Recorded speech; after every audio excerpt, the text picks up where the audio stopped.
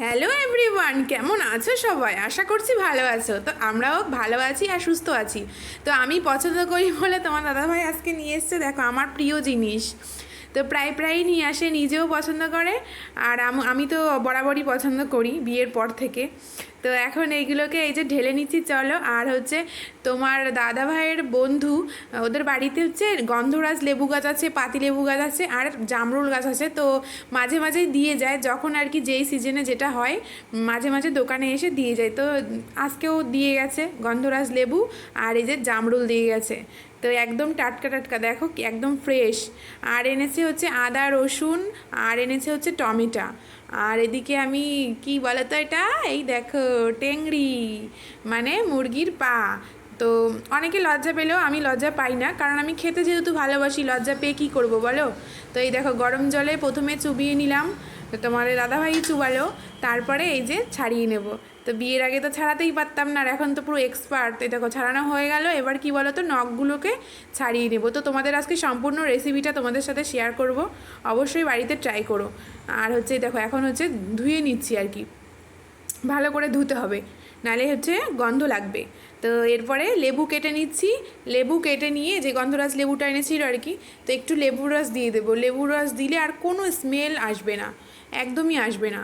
তো তারপরে দিয়ে দিচ্ছি হচ্ছে ঘরে পাতা 1 চামচ টক দই, তারপরে দিয়ে দিচ্ছি হচ্ছে লবণ স্বাদ মতো, তারপরে দিয়ে দেবো হচ্ছে হলুদ, তোমাদের ইচ্ছা মতো দেবে। তারপরে একটু কাঁচা সর্ষের তেল দিয়ে দেবো, দিয়ে ভালো করে এটাকে ম্যারিনেট করব। যতক্ষণ মানে ম্যারিনেট মানে বেশিক্ষণ রাখা হবে তত ভালো আর কি টেস্ট আসবে। তো আমি 1 ঘন্টার জন্য রেখে দিলাম ম্যারিনেট জন্য।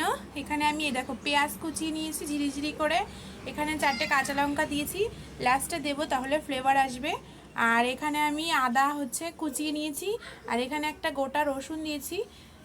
গোটা রসুন তোমরা চাইলে দিতেও পারো, নাও দিতে পারো, আয়নের বাবা খেতে ভালোবাসে ওই জন্য দিয়েছি। আর এখানে এই দেখো রসুন হচ্ছে ছাড়িয়ে নিয়েছি বাটবো বলে। আর এখানে আছে কাঁচা লঙ্কা বাটা, যেহেতু কাঁচা লঙ্কা শিলে বাটলে হাতটা জ্বলে যায়, তো ওই জন্য আর কি মিক্সিতেই বেটে নিয়েছি। আর জিরেটাও কিন্তু শিলেই বাটবো। আর এখানে এই যে আলু কেটে নেবে তোমাদের ইচ্ছা মতো। চলো তাহলে এবার শিলে মশলাগুলো এক এক করে বেটে নিই। তো ফার্স্টে আমি শিলটা ভালো করে ধুয়ে নিচ্ছি। আর এটা কি বলতো, এটা হচ্ছে আধার কার্ড, এটা দিয়ে আমি মশলা আর কি মানে কাকিয়ে নিই, তাহলে আর হাত জ্বলে না, এই জন্যে আর কি। তো এই দেখো আদাটা থেতে করে নিচ্ছি, নিয়ে ভালো করে মিহি করে বেটে নেব। তো চলো।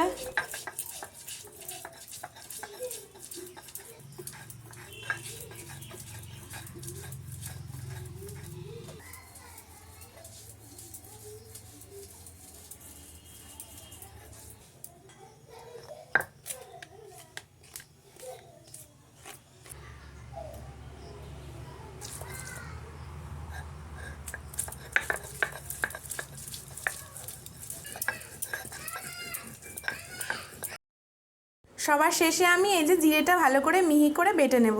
তো জিরেটা বাটা হয়ে গেছে, এখন আমি এই যে আগুন জ্বালিয়ে দিলাম। আর আমার উনুনটা কিন্তু ভালোই জ্বলে, মানে গ্যাসের থেকেও ভালো জ্বলে আর কি, আর তাড়াতাড়িও হয়ে যায়।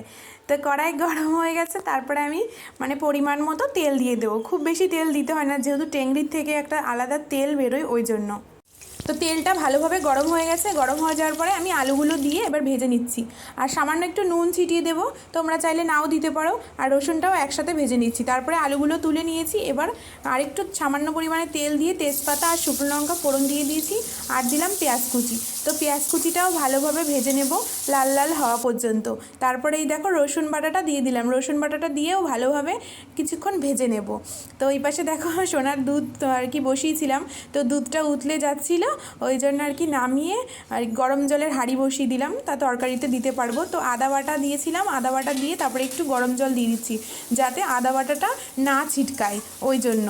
তারপরে এটা দিয়েও আর কি ভালোভাবে কষিয়ে নেব। তো এই দেখো এদিকে জ্বালানিতে রান্না করছি, জালও আর কি ঠিকঠাক যাচ্ছে কিনা সেটাও দেখতে হবে। তারপরে এই দেখো জিরে বাটা দিয়ে দিলাম, তো জিরে বাটাটা দিয়েও ভালোভাবে কষিয়ে নেব খানিকক্ষণ। মশলাটা বেশ কিছুক্ষণ ভাজা ভাজা হবে, তারপরে দিতে হবে হলুদ গুঁড়ো। হলুদ গুঁড়ো দিয়েও খানিকক্ষণ নাড়িয়ে নেব, মানে মশলা যত বেশি কষবে তত মানে টেস্টটা ভালো আসবে। আর হচ্ছে দিয়ে দেবো হচ্ছে এই দেখো লঙ্কা বাটা। তো লঙ্কা বাটাটা দিয়ে আর মানে বেশিক্ষণ কষাতে লাগবে না, হালকা কিছুক্ষণ কষালেই হয়ে যাবে। তো এই দেখো, তো মশলা থেকে দেখো তেল ছেড়ে দিয়ে এসছে। এবার আমি ম্যারিনেট করা টেংরিগুলো দিয়ে দেব, দিয়ে ভালো করে এবার মশলার সাথে মিশিয়ে নেব। মিশিয়ে নিয়ে মানে ভালোই খানিকক্ষণ নাড়াচাড়া করতে হবে যতক্ষণ না পর্যন্ত টেংরির থেকে তেল ছেড়ে আসছে, ঠিক আছে? তো এই দেখো ভালো করে আমি নাড়াচাড়া করে নিচ্ছি। এবার একটা ট্রিক্স বলি, এই দেখো পাকা টমেটোকে আমি মানে মাঝখান থেকে চিড়ে নিয়েছি, চিড়ে নিয়ে তারপরে কি গোটা টমেটোটাই টেংরির মধ্যে দিয়ে দেবো, তাহলে ওর থেকে আস্তে আস্তে জুসটা আর কি বেরোবে। আর এই দেখো এখানে আছে মটন মশলা, তো মটন মশলা তোমরা না চাইলে নাও দিতে পারো, তো আমি একটু দিচ্ছি, আমার ভালো লাগে, মানে ফ্লেভারটা ভালো আসে ওই জন্য। তারপরে গামলাটা ধুয়ে একটু জল দিয়ে দেবো, দিয়ে এই টমেটো আর মটন মশলার সাথে বেশ খানিকক্ষণ একটু কষি। টেংরি কষাতে কষাতে আর কি মানে তেলও ছেড়ে দিয়েছে, তো আলুগুলো আমি দিয়ে দিয়েছিলাম, দিয়ে ভালো করে কষিয়ে নিয়েছি, নেওয়া হয়ে গেছে আমার। তো এখন আমি পরিমাণ মতো জল দিয়ে দিচ্ছি, তোমরাও তোমাদের মানে ঝোলের আন্দাজ মতো আর কি ঝোল দিয়ে দেবে আর কি। আমরা একটু বেশি বেশি ঝোল খাই ওই জন্য বেশি বেশি দিলাম। তো ফুটে উঠলেই আর কি নামিয়ে নেব, নামিয়ে দিয়ে প্রেশার কুকারে ট্রান্সফার করে দেবো, কারণ প্রেশার কুকারে দিলে আর কি ভীষণ সফট হয়, ভীষণ ইয়ামি খেতে হয়, ভীষণ মানে 500 টেংরি আমরা রাত্রেবেলায় আর কি শেষ করে দেবো, এরকম একটা ব্যাপার আর কি। তো দেখো আমি হচ্ছে টেংরিগুলো নিয়ে নিচ্ছি প্রেশার কুকারে, আর হচ্ছে লাস্টে ঝোলটাও একবারে ঢেলে দিলাম।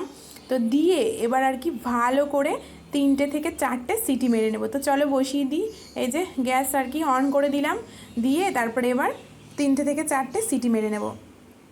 সিটি মারা হয়ে গেলে তারপরে আমি আবার এই ফাঁকে রুটি করে নিচ্ছি, যেহেতু রুটি দিয়ে খাবো ওই জন্য। আর উনুনে করলে দেখেছো প্রত্যেকটা রুটি কিন্তু আমার দারুণ ফোলে, দারুণ। আর এই রুটিটার স্পেশাল কী বলো তো, আমাদের নিজেদের জমির গম, মানে আমার শ্বশুরমশাই গম লাগিয়েছে, তো সেই গম আর কি ভাঙিয়েছিল, তো তা আমাদেরকেও আটা দিয়েছে। তো কেমন বলো, নিজের আর কি ক্ষেতের গমের রুটি আর হচ্ছে টেংরি কষা রাত্রেবেলা না জাস্ট জমে যাবে।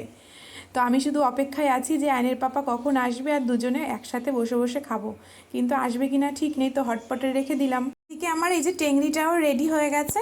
তো চলো তোমাদেরকে একবার দেখিয়ে দিই, প্রেশার কুকারে ভালো বোঝা যাচ্ছে না, চলো কড়াইতে ঢেলে দেখাই। তো দেখো কড়াইতে ঢেলে নিয়েছি, আর লুকটা দেখো জাস্ট ওয়াও।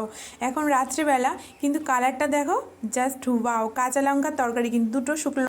তো এই যে রুটি মাংস নিয়ে নিলাম, আর রুটিগুলো দেখো কতটা সফট হয়েছে, কেন বলো তো, এটা হচ্ছে বাড়ির মানে আমাদের চাষের গম, আমার শ্বশুরমশাই হচ্ছে গম লাগিয়েছিল, তো সেই গম থেকে আর কি আটা ভাঙিয়েছে, তো আমাদেরকেও দিয়েছে। তো চলো খেয়ে নিই। এই দেখো আলুগুলো কেমন সফট হয়েছে, দারুণ। এই দেখো টেংরিগুলো একদম জাস্ট নরম, এই দেখো, এই দেখো।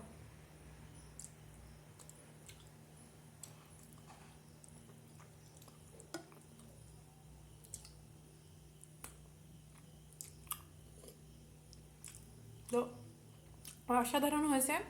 তো আমি যেমনভাবে রেসিপিটা তোমাদের সাথে শেয়ার করলাম, তোমরা ঠিক তেমনভাবে বাড়িতে বানিও, অবশ্যই তোমাদের ভালো লাগবে।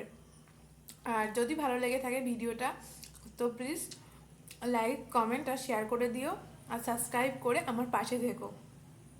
তো আজকের এই ভিডিওটা এই পর্যন্তই রাখছি, আবার খুব শীঘ্রই দেখা হচ্ছে পরে নেক্সট ব্লগে।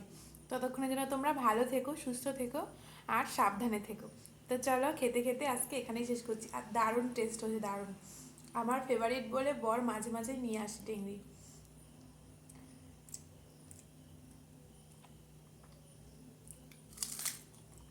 আর রুটির সাথে পেঁয়াজ না হলে আমার জমে না। তো চলো খাওয়া দাওয়া সেরে নিই, টাটা। ও আর হ্যাঁ, আমি একাই খাচ্ছি কারণ আয়নের পাপা এখনো আসেনি।